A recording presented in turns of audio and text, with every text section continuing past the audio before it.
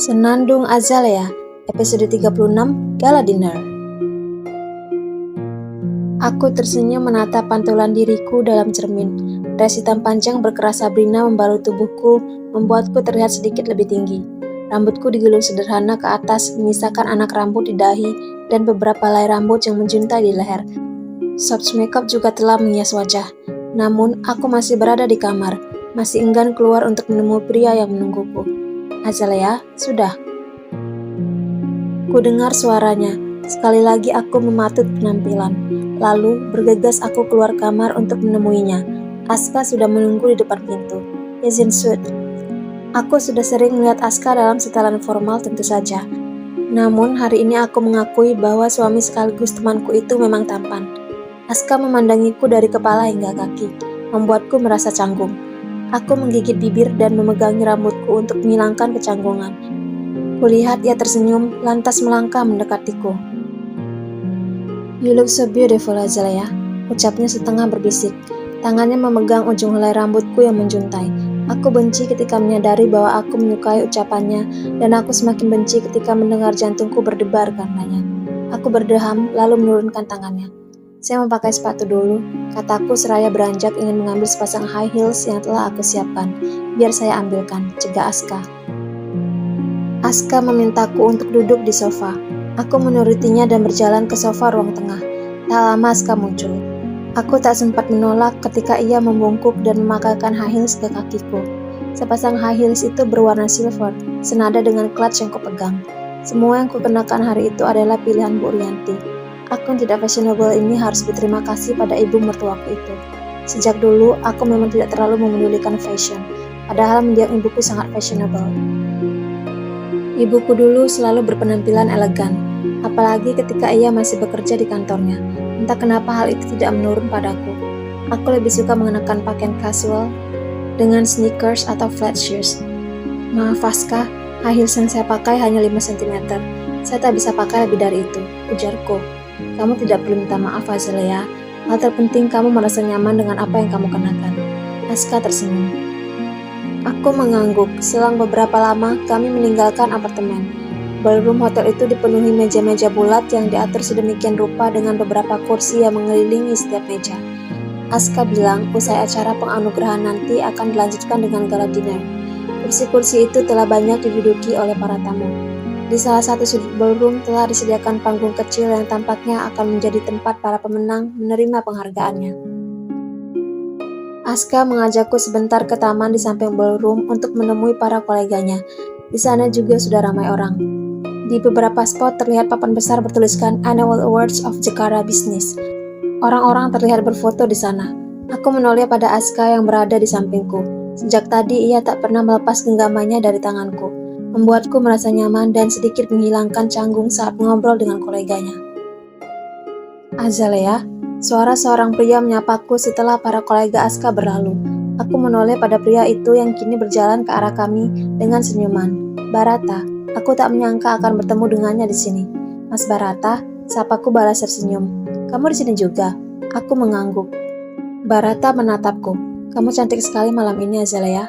Kudengar Aska berdeham dan kurasakan sebelah lengannya memeluk pinggangku. Mas Barata, kenalkan, ini suami saya. Aku lalu menoleh pada Aska. Oh, kamu datang dengan suamimu? Gumam Barata. Raut wajahnya berubah. Aku mengerutkan kening. Apakah sejak tadi ia tidak melihat ada Aska di sampingku? Bagaimana mungkin ia berpikir aku bisa berada di sini kalau bukan menghadiri acara suamiku? Dia tahu aku bukan seorang pebisnis atau pekerja profesional. Aska dan Barata kemudian bersalaman setelah aku mengenalkan keduanya. Pak Aska Mahawira, Barata menautkan alis. Aska mengangguk penuh wibawa menjawab pertanyaan Barata. Sepertinya Barata mengenal Aska karena perusahaan tempatnya bekerja pernah menjalin kerjasama dengan perusahaan Aska beberapa tahun lalu, seperti yang Aska bilang. Setelah mengobrol sebentar dengan Barata, Aska mengajakku duduk. Acara sudah akan dimulai. Aku dan Aska duduk di area depan sesuai dengan nomor undangan. Bersama kami duduk 2 orang pria parubaya yang seorang bersama istrinya. Salah satu dari pria itu pengusaha retail, sedangkan pria yang membawa istri adalah pengusaha properti. Pandangan semua mata beralih pada host yang berdiri di atas panggung menandakan dimulainya acara.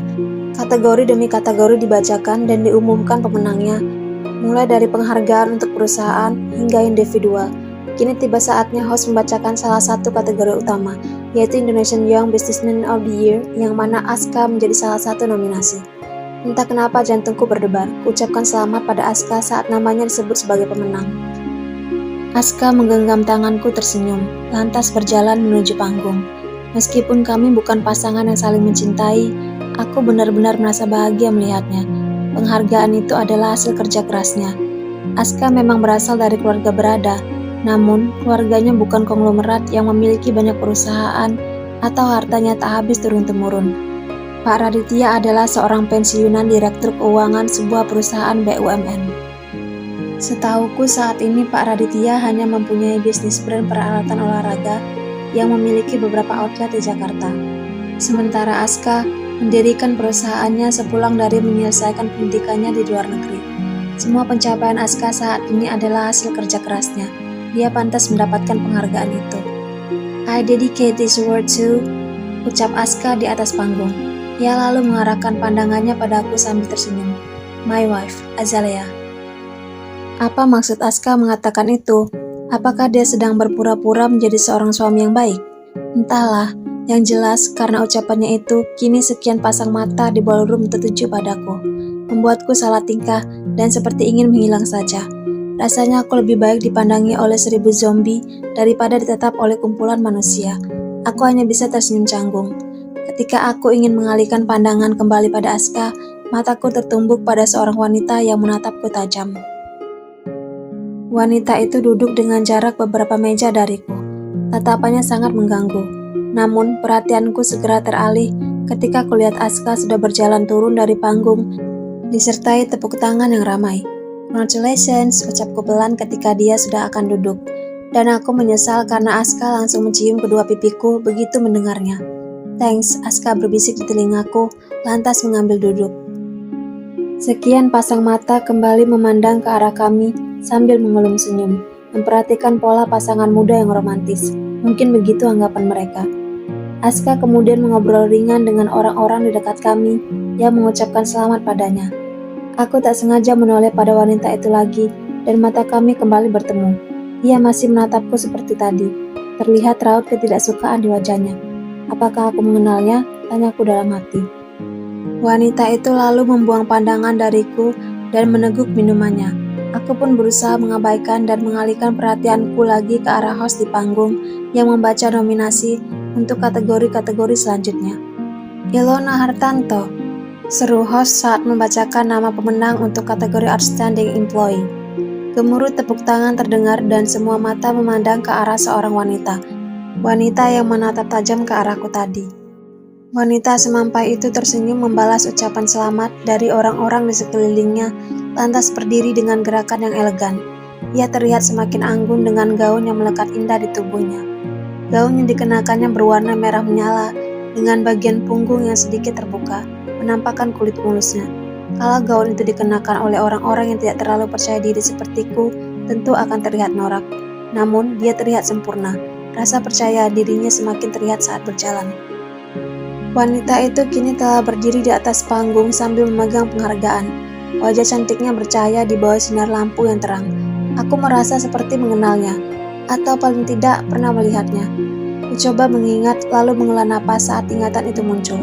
Ternyata dia adalah wanita yang kulihat sedang berbelanja bersama Aska di mall waktu itu. Kalau aku tak salah dengar, host tadi menyebutkan bahwa nama wanita itu adalah Ilona. Bukankah Ilona adalah nama mantan Aska yang tinggal di luar negeri? Aku mendengar hal itu dari pembicaraan Bu Rianti dan Aska di malam perjodohan kami.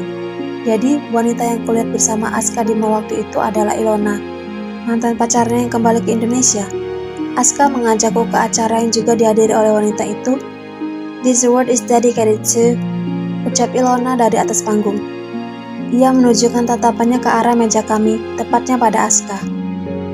Hanya sejenak, Ilona lalu mengalihkan pandangannya dan berkata, all Indonesian women, especially those who fight for the equality between men and women. We must speak out against patriarchy. Be independent and brave. We can do more. Kata-kata Ilona mendapat sambutan tepuk tangan yang meriah. Ia perlahan turun dari panggung dan berjalan kembali ke kursinya, diiringi tatapan kagum dari seluruh penjuru ballroom. Apakah dari pria di sampingku juga? Aku menoleh pada Aska. Ia sedang menundukkan pandangannya, lantas menatapku ketika aku melihatnya. Kami saling menatap dalam diam, seakan sedang mencoba membaca pikiran masing-masing. Beberapa saat kemudian aku membuang pandangan.